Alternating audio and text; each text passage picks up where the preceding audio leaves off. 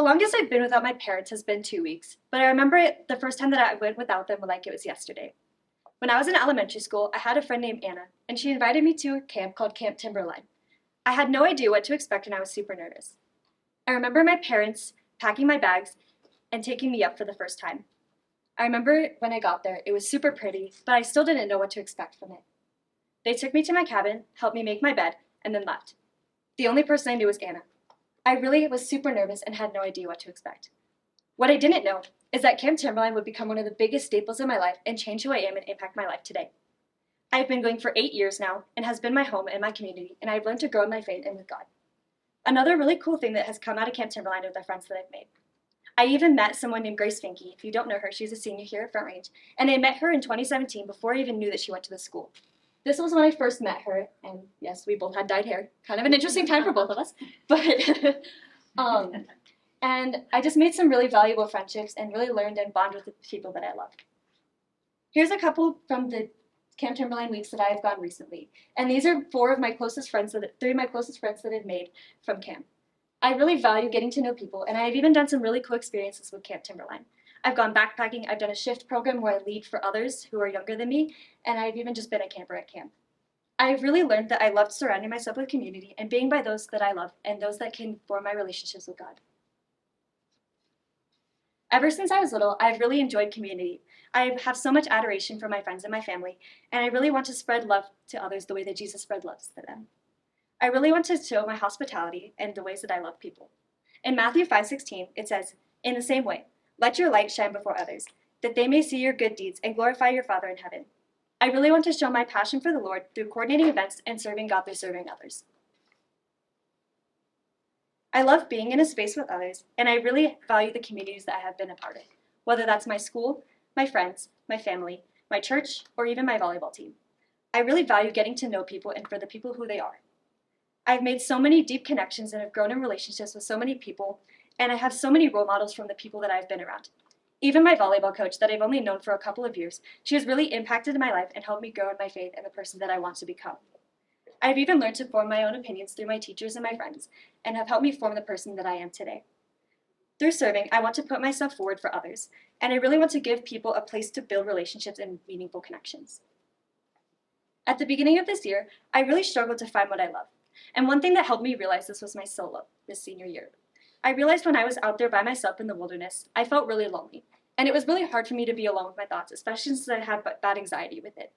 I remember when I was out on my solo, I tried to look for people, and when I saw people, I tried waving, but they didn't wave back just because solo's not supposed to do that, but it's okay. And it was just really hard for me because I had to be alone for 8 hours and not have anything to do but be by myself and with myself and my thoughts. Another thing that helped me point out what I really love to do was Mr. Schultz.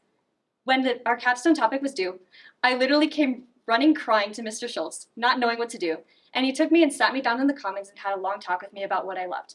One thing that I looked back on was COVID. COVID was really rough for me because I couldn't interact with my friends and the family that I waited the way that I wanted to.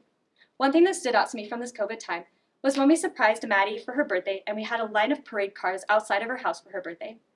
All of our friends and family of Maddie's lined up outside of her house and hosted a parade for her birthday. We sung happy birthday and threw cupcakes at her out of our cars.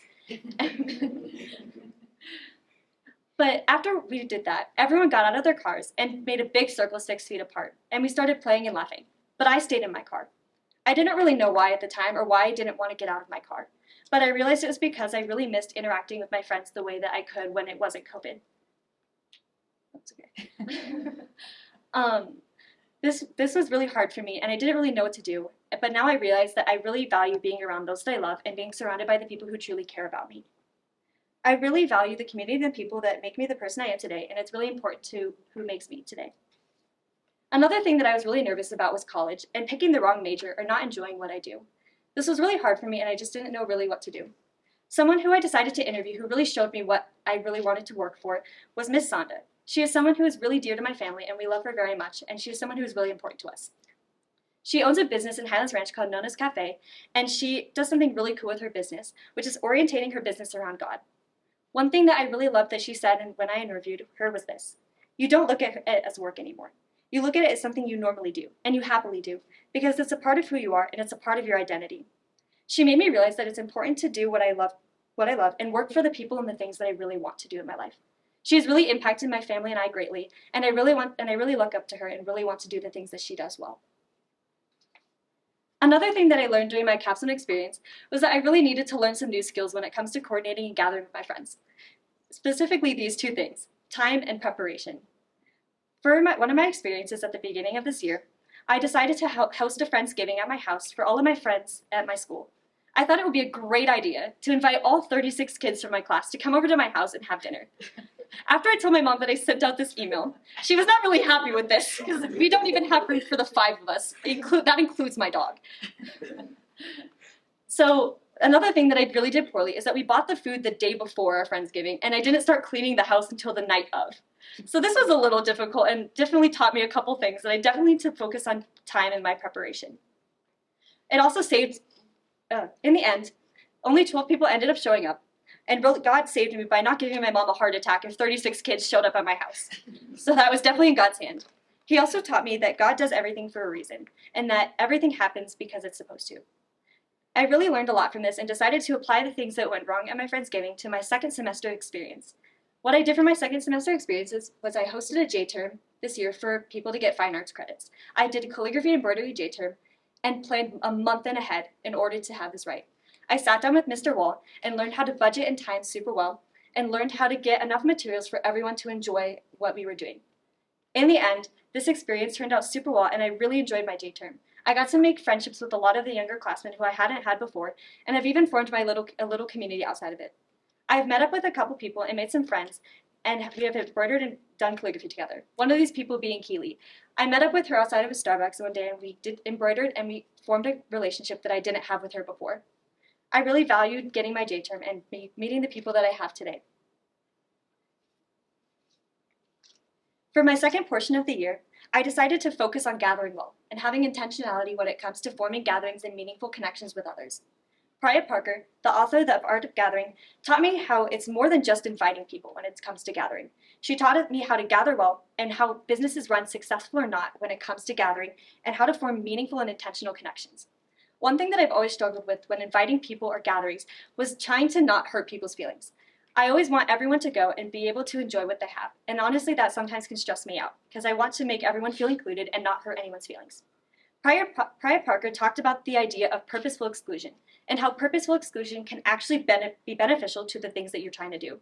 Sure, in some events you can have everyone go, and it can be everyone welcoming, but if you want to make the group run the way that it's supposed to, or you're having a smaller and more meaningful connections, you probably want to disinclude some certain people in purposeful ways.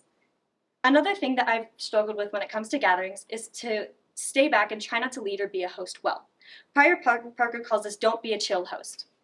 When it comes to being a chill host, you don't want everyone to feel equal. There has to be a leader of some sort, and someone who is going to step up and make the group do what it's supposed to. Whether that's going to the park and playing hostage at night, or even a teacher in a classroom, there has to be someone who is going to be the leader of the group and teach everyone what's going to happen in the group, or else it's going to lose its meaning and intentionality. Another thing that helped me realize the things that I want to do and form intentional meanings was Miss Funk. For our research project, we had to research something about that would be important to our research and the things that we were talking about for Capstone. She helped me interest me in doing research in psychology behind a space and how it can affect community. So you're probably wondering, what is psychology behind a space? And it's the study of human relationships with behaviors and context of the built and the natural environments. No matter where you're going, the buildings or the places that you enter can affect your moods, actions, and behaviors. For example, if you enter a coffee shop, you're going to behave and act differently than if you enter a prom. One thing that can actually affect the way that you act in a space is color. For example, certain colors, like warm colors, can make a place feel more compact and less welcoming, whereas light colors can actually make a space feel bigger and more open. For example, these two houses are the same house, but one is painted lighter and one is painted darker. The one on the top feels a little bit darker and smaller, but the one on the bottom actually makes the house seem a bit bigger and brighter. With these two rooms, they're the exact same size, but on different sides of the house. For example, there's one room that looks more brighter and open, and the other space that looks more warm and compact. Another thing that can affect a place is lighting. Lighting is actually really cool in a space because it can actually really affect the way that you act in a space. For example, dim lights, like for example in the melting pot, the first two pictures up there from the melting pot, can actually make a space, they purposely dim the lights to make it feel like more romantic, and they also do haunted tours, which can make the place feel more spooky.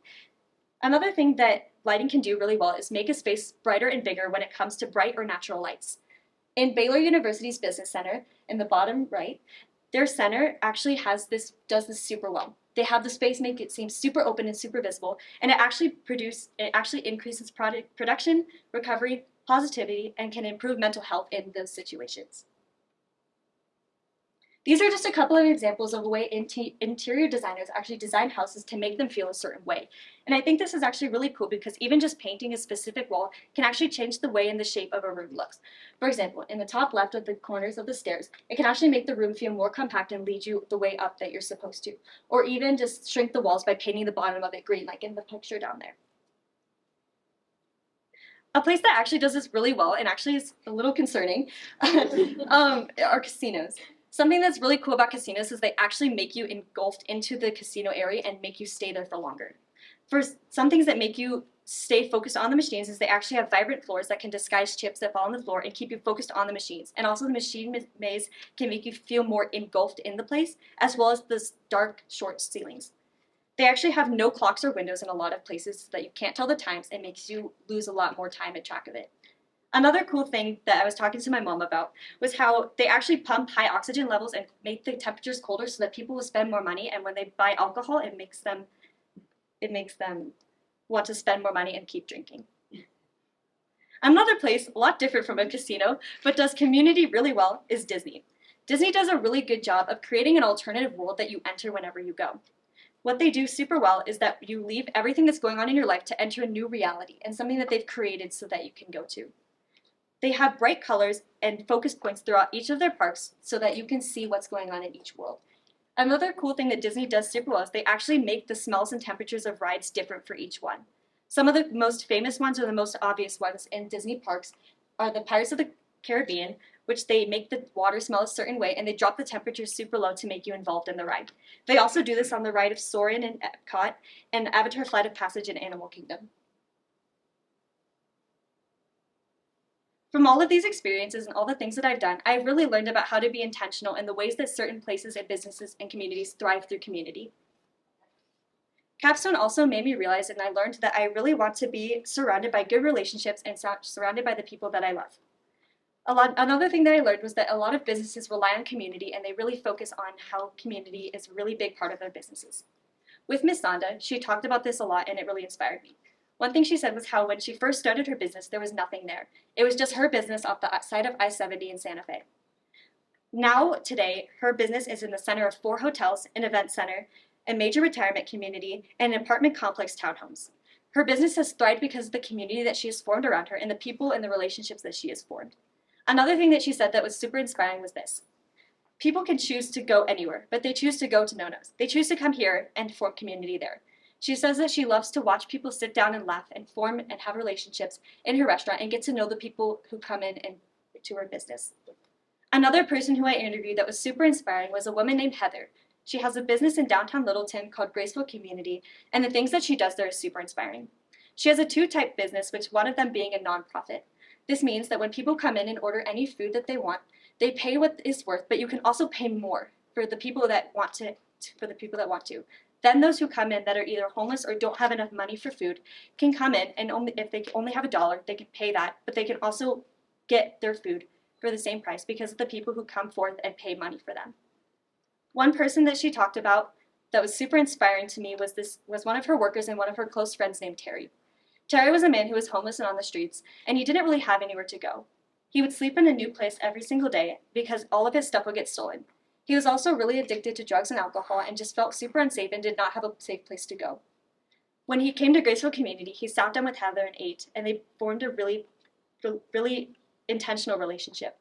Heather invited him to work for her, and they really formed a deep and meaningful connection. A couple weeks ago when I interviewed her, she talked about Terry had just recently filed for an apartment and now has a safe place to live and has a stable income. A lot of homeless people are not as lucky as Terry.